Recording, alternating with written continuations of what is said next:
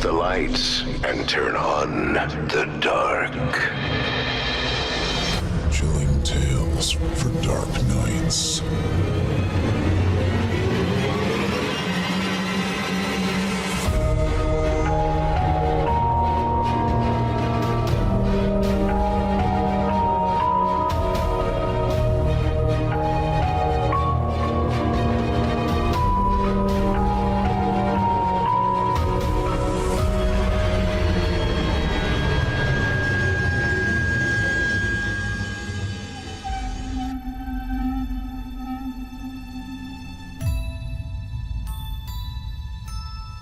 Good evening, and welcome to Chilling Tales for Dark Nights.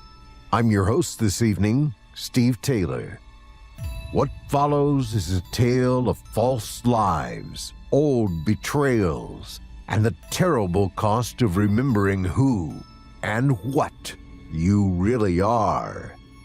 Settle in and dim the lights. The show is about to begin. Before we get to tonight's feature, however, we'd like to thank our dedicated supporters in the Chilling Tales for Dark Nights patrons area. For just $7.99 per month, members receive ad-free listening, early access to new episodes, exclusive content, and our complete archive, with discounted annual options available as well. Your support helps us continue producing the immersive horror experiences you've come to expect, bringing sinister stories, unforgettable performances, and sleepless nights to listeners around the world. To learn more or become a member, visit chillingtalesfordarknights.com. Thank you for helping us keep the darkness alive, one nightmare at a time. Tonight's tale is written by W.B. Stickle, with production by Jeff Sturdivant. It's a story that begins in darkness, confusion, and pain, with a man awakening under a merciless spotlight, bound to a chair, surrounded by strangers who seem to know far more about him than he knows about himself. But what begins as an already brutal interrogation soon spirals into something far stranger and far more terrible. Without further delay, I present to you, from author W.B. Stickle, as performed by Nicholas Goroff, Everything in Its Rightful Place. The sound of laughter plucked Steve Holbrook from a deep slumber. "What?" he murmured as his mind labored to process his abrupt transition from dream to reality. "What's happening?" "What's happening?" Someone parroted back to him in a childlike voice, a voice clearly intended to mock his confusion. "Oh, dearie me, I don't understand." The jibe elicited a fresh round of laughter from what sounded like dozens of people. Ignoring it and them, Holbrook concentrated on opening his heavy eyelids. As they fluttered open, someone switched on a bright spotlight and aimed it at his face, blinding him. "Christ!" he exclaimed, looking away. He attempted to move his arms and legs, but neither set of appendages budged. Wondering why, he glanced down at himself and observed that he was sitting in a wooden armchair, naked as a newborn. He couldn't move because his arms and legs were bound to the chair with those hefty zip ties that cops sometimes use on unruly suspects. Seeing them sent rivulets of fear shooting down his spine. "What in the blue fuck is this?" he uttered. He tried to scan his surroundings, but the spotlight consumed his senses. "And where the hell am I?"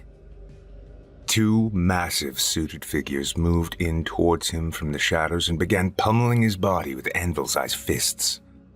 "You're where you're supposed to be, dipshit," the bigger one of the two said. He had an accent Holbrook couldn't quite place. New York, maybe? Or Chicago? "Think of it as your coming out party," said the other man. More laughter erupted from the darkness beyond the spotlight. "It's been a while," said a third man in a much deeper voice. The two attackers simultaneously ceased their assault and retreated to the shadows. "We were beginning to think we might never find you." Pain riddled Holbrook's body. He coughed up blood. I don't understand, he sobbed, baffled as to why he was zip-tied to a wooden chair in what might have been an abandoned warehouse. It was like something out of Tarantino's Reservoir Dogs. What did I do to you? A scraping noise issued from somewhere in the dark. Holbrook squinted in its general direction and saw a slender, olive-skinned man with black, slick-backed hair and an expertly tailored suit sliding a metal chair across what sounded like carpet. This man stopped a few feet away from Holbrook and sat down in the chair. In his hand, he held a small card, which he promptly held out in front of him. "Driver's license for one Stephen M. Holbrook," said the deep-voiced guy. 40 years old. 347 Elkwood Lane, Phoenix, Arizona. Organ donor. Corrective lenses. Sound about right, Stevie boy? Unsure how to respond, Holbrook simply nodded. Deep voice guy smiled. "I understand you're a software developer, married with a young son, and you run a local charity for the homeless." "Yes," Holbrook timidly answered. Deep voice guy flung the card away. "You're quite the method actor. It's like you actually believe it." The bigger of the two brutes from before reappeared and delivered another ham fist to Holbrook's face. "Like you already didn't have enough alter ego, Steve-O!" "Mikey," Deep Voice said, "go easy." Swooning from the blow and freely bleeding from his head, Holbrook forced his chin up and glowered at the thug named Mikey. His fear suddenly left him, replaced by a red-hot, molten anger. "Stop hitting me!" he shouted. "I don't know what the fuck any of you are talking about!" Mikey just grinned at him. "Look, Steve," Deep Voice said. "Things are happening right now. Critical things that are important to both of our families. And as much as some of us would love to draw this out, we really ought to get down to business." Holbrook coughed several times and spat a mouthful of blood onto the floor. Deep Voice smirked. "I'll admit, going into hiding the way you did was an impressive feat. Ultimately futile, but impressive all the same. Why, your own people were just as baffled as we were. I mean, anytime anyone got close," he snapped his fingers, "you became someone new. Quite the slippery snake." Holbrook shook his throbbing head, still not getting it. "You make it sound like I'm Jason Bourne, which I'm definitely not." We know, Mikey said. "It was just a pious little nobody who can't remember anything before the plane crash." "It's called amnesia, dipshit," Holbrook fired back. "And you got it wrong. I don't even remember the crash. I remember waking up in the Mariposa County Hospital. Anything prior to that is gone." "My guess," Deep Voice said, continuing his previous thought, "is that you could have gone on hiding endlessly if you desired, but part of you wanted to be found. Part of you knew it was time to come home where you're meant to be." "The circus needs its ringleader," Mikey agreed. Somewhere behind the spotlight, a door opened and closed, and footsteps clicked their way towards Holbrook and Deep Voice. "Everything sorted?" the new party asked, coming into the light. He was a handsome, well-dressed man, like Deep Voice. In one hand, he carried a small black case. "The boys and I were just having a little fun," said Deep Voice. New party cocked his head at Holbrook. "You've been a royal pain in the ass, you know that, right?" Holbrook offered a non-committal shrug. "If you say so." "I do," insisted New Party. "Out of curiosity, who are you this time?" Holbrook's bloody lips twitched in a feeble attempt to smile. "Are you asking me my name?" "I am," New Party said. "It's Steve," Holbrook replied. "Oh, don't be a sourpuss," the Deep Voice chided. "His taken name is Stephen Arthur Holbrook, proud husband and father of one, software nerd who runs a charity." New Party arched his considerable eyebrows. "You don't say. Any chance he's a plane crash survivor?" "We were just discussing that," Deep Voice said. "He's a god-honest soul survivor." With trauma-based amnesia, added Mikey. New Party cantered forward, bringing himself eye level with Holbrook. Another in a long line of other do-gooders. What was it last time? A missionary in Peru? And before that, a doctor in Tunisia? A priest in Russia? A teacher in Mexico? And so forth and so on. Deep Voice rose from his chair. It's almost like you thought you could make up for your betrayal.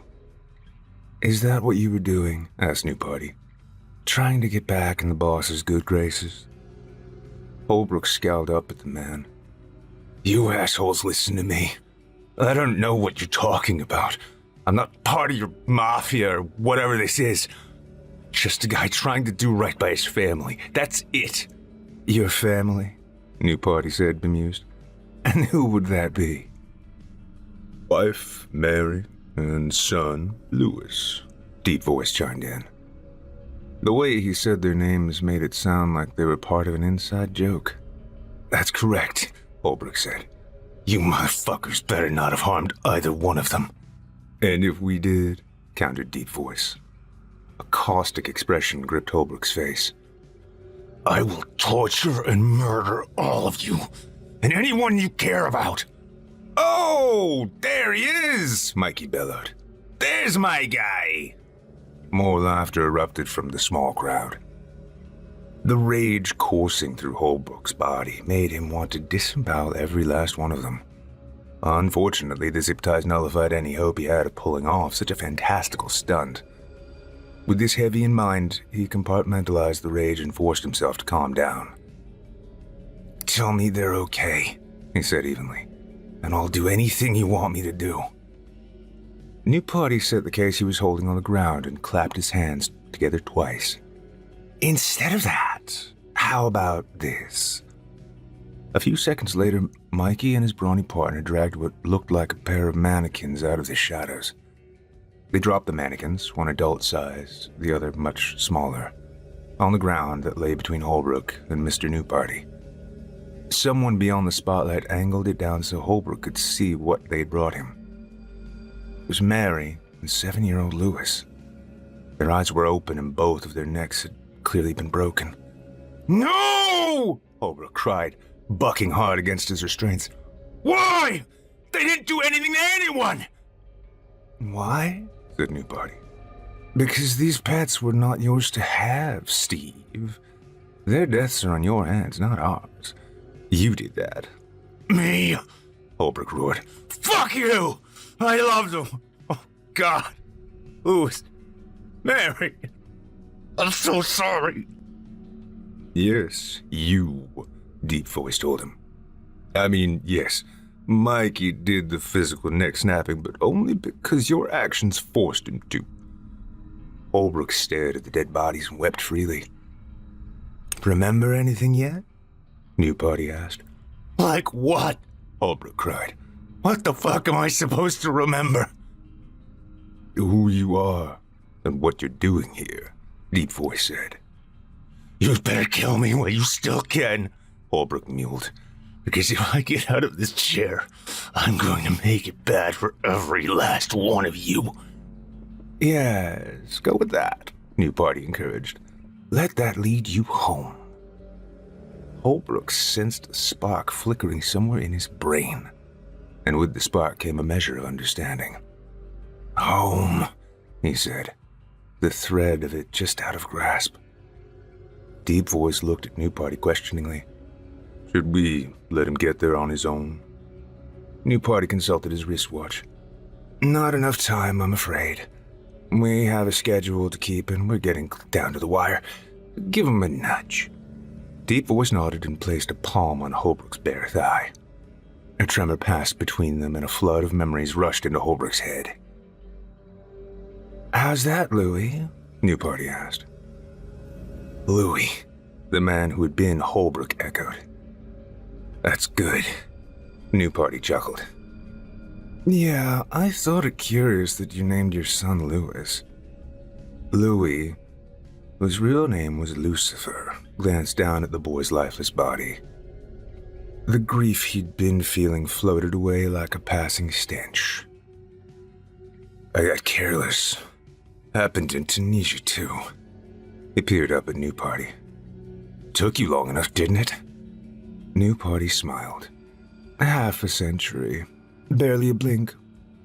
Deep Voice clasped his hands together. I have to ask you, Lulu. Been dying to ask you. Did you honestly believe any of this would win you any sort of favor?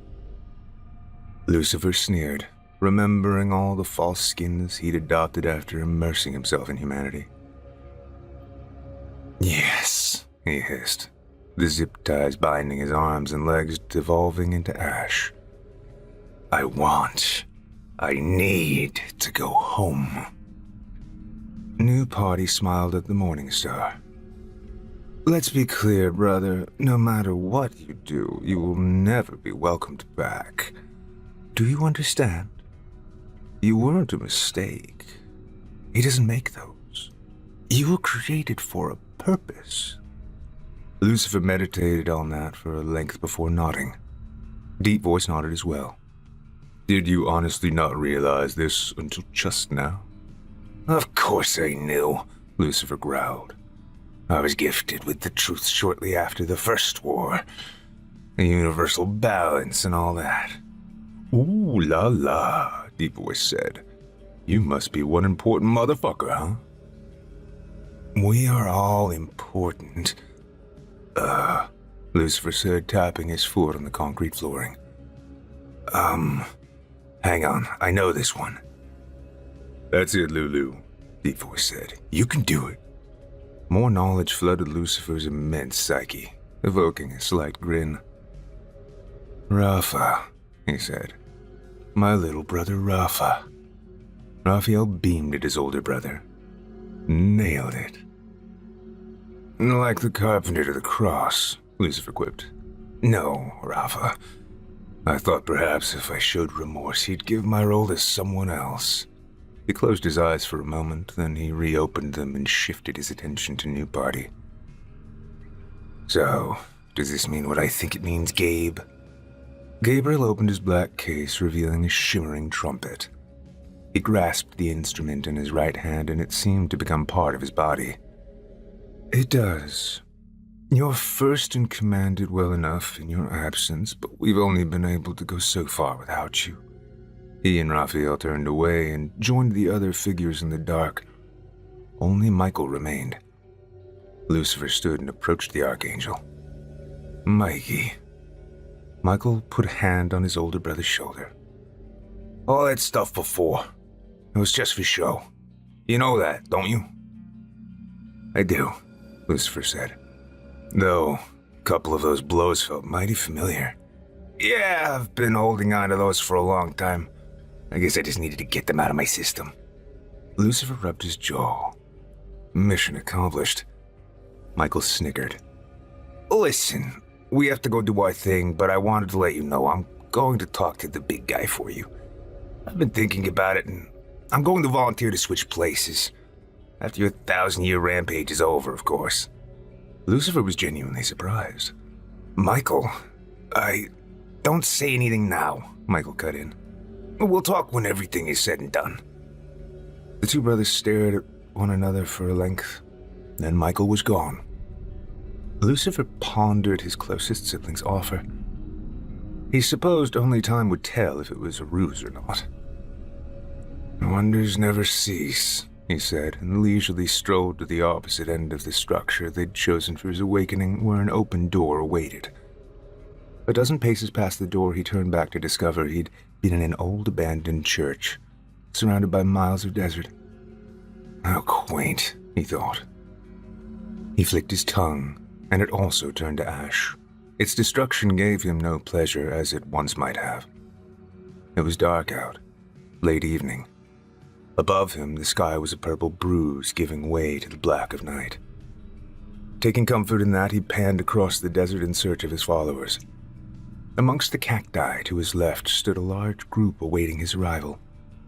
He started towards them, and one, Beelzebub, broke away from the others to greet him.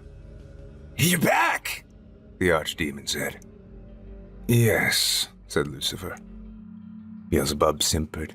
The others grew animated. Where have you been? That's my business, Lucifer said with finality. I will say, you've done well in my stead. The strife around the world, the antipathy towards the so-called superpowers is palpable. Especially in America. Yes, I am very pleased. Beelzebub's expression brightened. Thank you, Lord. Lucifer surveyed the group of others and fixed his eyes on the gray-haired man standing in the back. That one there. He's of particular interest to me. Beelzebub didn't bother to look. Mr. Epstein? Yes, he's been quite the project. I have a special role for him, I thought you might, sire. the demon said with pride. In the distance, a trumpet wailed. Above, the meteor called Wormwood shone brightly as it entered the atmosphere. Beelzebub squealed with delight. A millennium!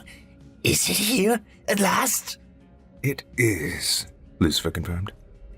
And T.S. Eliot was wrong. We're going to get started with a bang, not a whimper. The two fallen angels joined the rest of the group. After a quick speech to get everyone on the same page, Lucifer led them out of the desert and set his preordained plans into motion. All around the world, hidden nuclear missile silos began to open.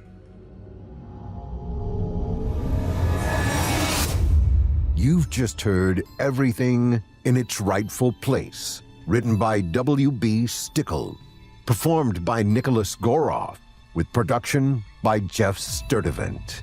A grim and escalating descent into buried identity, infernal purpose, and apocalyptic consequence. This evening's story offered a brutal reminder that some truths do not liberate, they consume. And once unearthed, they leave very little behind but ash. We're proud to bring chilling performances like this one to listeners month after month, pairing dark fiction with talented narrators and immersive production to create the kind of nightmares that linger long after the final line. Leave us a comment wherever you're listening and let us know how we're doing. It means a lot to us. And if you haven't already, please consider following Chilling Tales for Dark Nights, leaving us a 5-star rating or review, and sharing the show with a fellow fan of the macabre. You can find even more terrifying tales at our free read-along horror fiction sister site, creepypastastories.com, and stay up to date with the Evil Idol voice acting competition and all our latest releases by subscribing to our YouTube channel. Memberships are available now at chillingtalesfordarknights.com, offering ad-free listening, early access, exclusive content, and our complete archive for just $7.99 per month with discounted annual options. Follow us on Facebook, X, Instagram, and TikTok. And as always, thank you for spending part of your night with us. And now, fellow lover of the macabre, I'm afraid our evening together draws to a close. You've been listening to Chilling Tales for Dark Nights.